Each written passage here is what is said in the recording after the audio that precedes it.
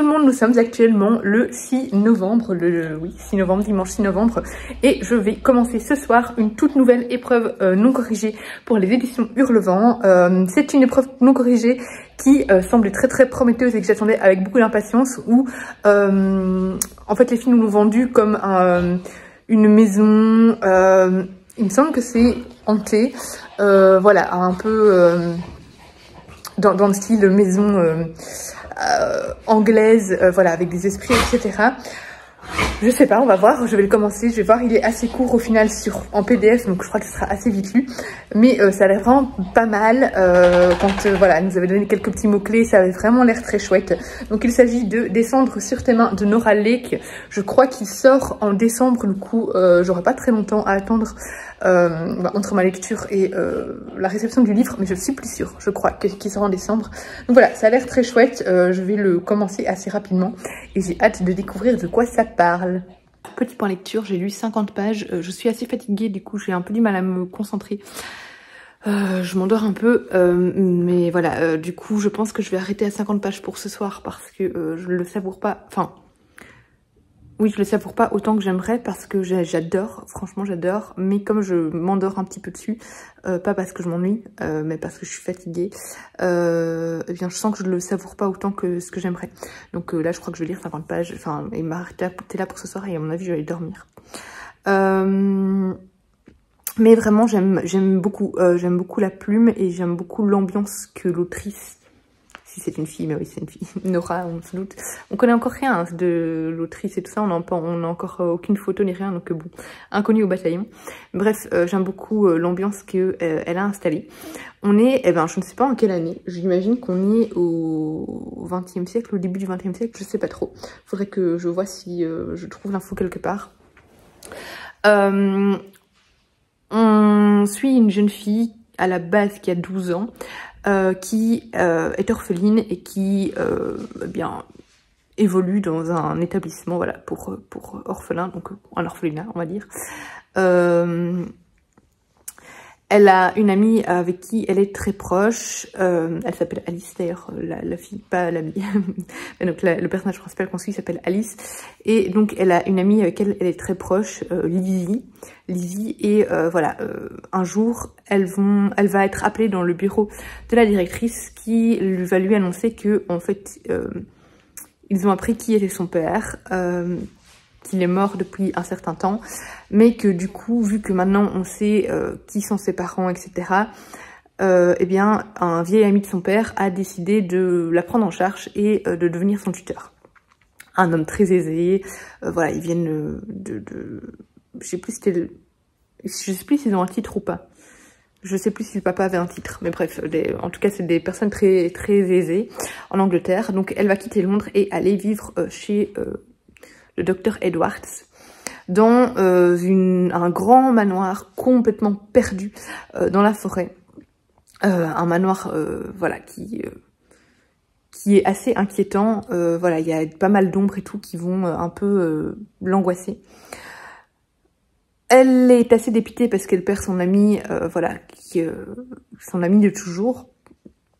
Et elle se retrouve dans ce manoir avec cet oncle Edward, enfin c'est pas son oncle, c'est le docteur Edwards, qui est très antipathique, qui ne sent pas plus heureux que ça qu'elle soit là, qui l'ignore totalement, voilà. Elle est très seule dans ce manoir, elle a juste la présence de tuteurs pour lui donner des leçons, mais sinon voilà, à part la gouvernante et les domestiques, mais voilà, elle a vraiment aucun contact, etc. Donc bon, 2 ans passent et elle continue à faire sa vie dans ce manoir, et elle a désormais 14 ans, et finalement elle va commencer à nouer une relation avec cet oncle, pourquoi j'ai un oncle avec ce docteur, en se mettant à jouer aux échecs avec lui, voilà. Donc là j'en suis là, je suis au tout début de leur relation, je suis à la page 50, hein, donc je vous spoil pas vraiment, mais je vous installe un petit peu l'intrigue. Il y a 2 règles dans ce manoir. La première, c'est qu'elle ne peut jamais aller dans la cave, ou dans les caves, dans la cave, parce que ce docteur, il y a son laboratoire et elle peut surtout pas y toucher. On se demande qui se passe quand même dans ce laboratoire. Enfin, moi, je me demande, en tout cas. La deuxième règle, c'est juste d'être poli envers le domestique, on n'a rien à cirer. C'est pas la règle qui est la plus intrigante, même si elle est très bien. Mais voilà. Mais elle a pas l'air d'être plus intriguée que ça par le laboratoire. Moi, j'avoue que je serais méga intriguée d'aller voir. Mais bon, j'imagine qu'il va quand même y avoir quelque chose dans ce laboratoire. On se doute qu'il y a un petit côté hanté, mais on n'a pas encore grand chose dessus, donc j'ai hâte de voir comment ça se développe. En tout cas, pour le moment, c'est vraiment un très chouette roman, une très chouette intrigue. Et voilà, j'ai vraiment hâte de voir ce que la suite nous réserve. Je le reprendrai demain quand j'aurai bien dormi.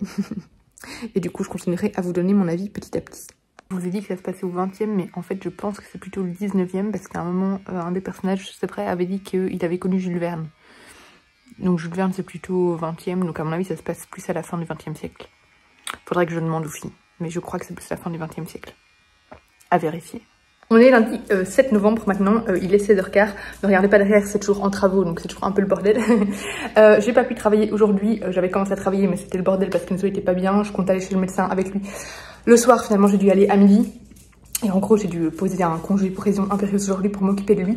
Bref, du coup, j'ai un peu avancé, pas tellement, puisque Enzo m'a demandé pas mal d'attention quand même. Mais j'ai pu quand même avancer dans Descendre sur tes mains. Je suis à la moitié. Et je trouve ça toujours aussi prenant, surtout que je ne sais pas à quoi m'attendre.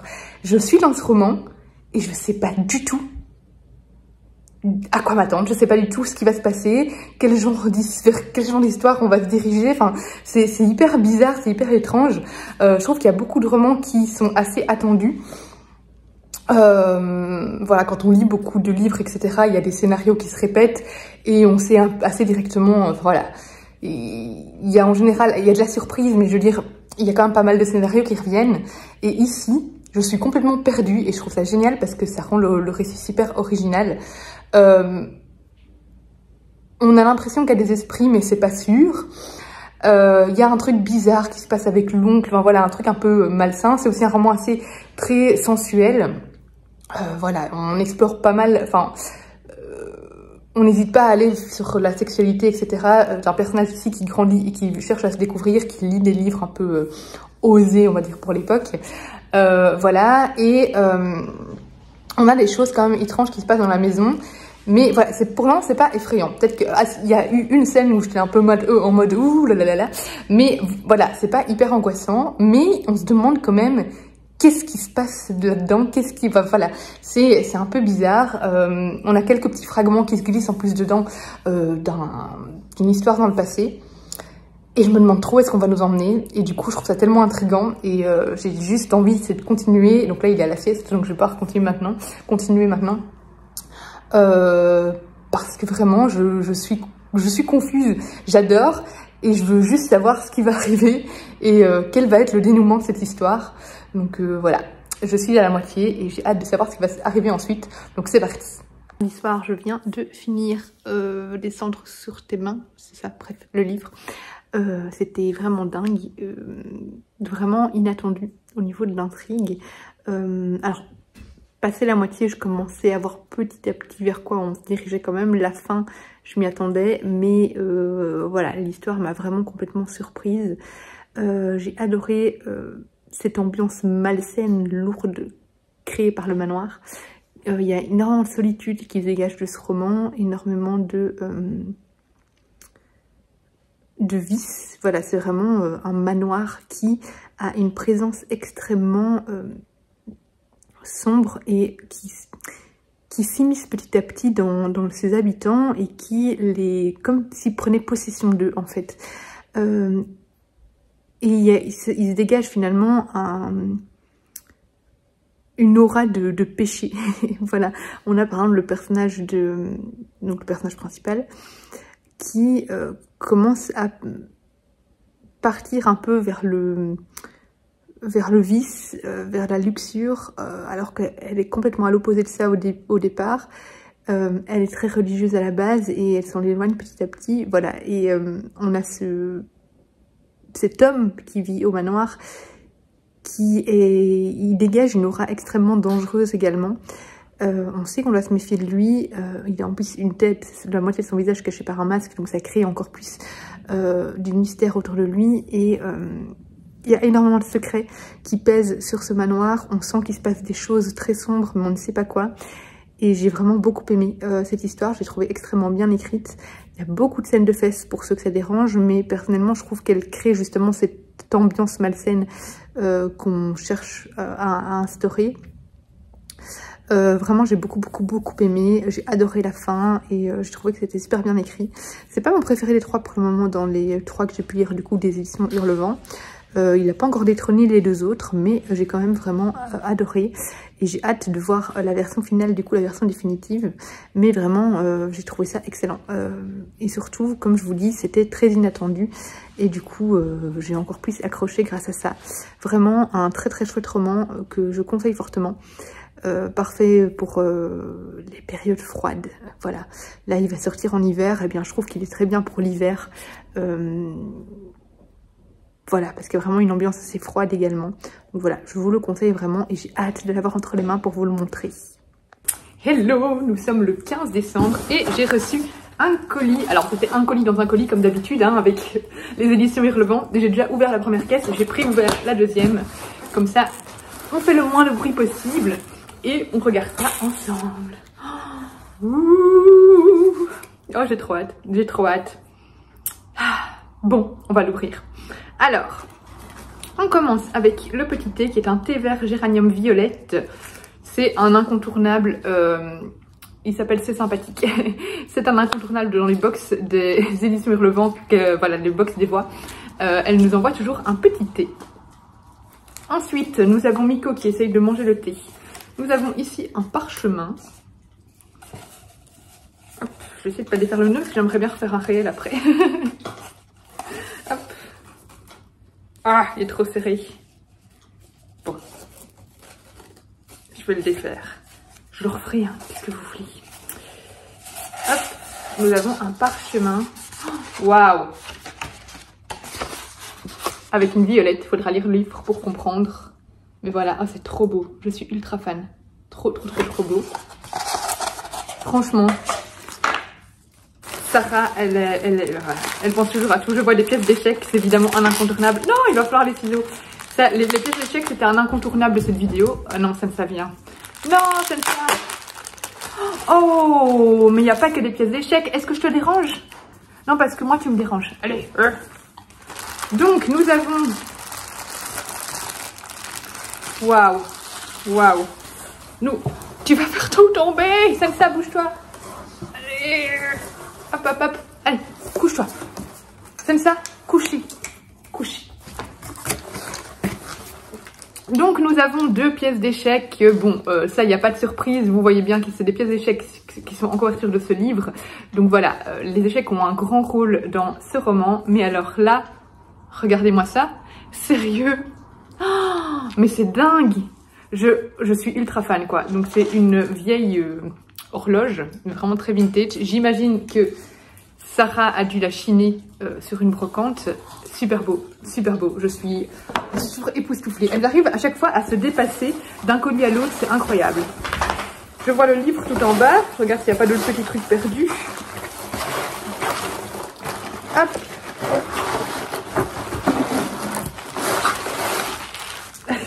Les chiens. Je crois pas qu'il y a quelque chose d'autre, hein, mais je regarde vite fait. Au cas où j'aurais perdu des choses. Hop, et nous avons donc le superbe objet, le roman. Hop, et normalement je crois qu'il y aura sûrement une illustration à l'intérieur. Hop, parce qu'il y avait une illustration qui avait été faite. Oui, elle y est. Donc, la bête est là, le superbe roman. Il est canon, il est vraiment super beau. Je sais qu'il y a eu des petites modifications qui ont été faites suite à notre lecture, donc je crois que je vais peut-être le relire. Voilà, c'est des petites modifications au niveau de certaines scènes. Mais regardez-moi cet objet livre comme il est beau. Comme ça, tu peux arrêter de manger tous les trucs. Derrière, on a la vie de Virginie et de Suzy. On a l'illustration qui est faite pour le roman, qui est super belle, super gothique, super ambiance Tim Burton, assez glauque, assez morbide. On a le marque-page du roman. Et je vais lire mon avis dedans, parce que celui des autres, on s'en fout. Alors, mon avis, il est... Ah, ce chien.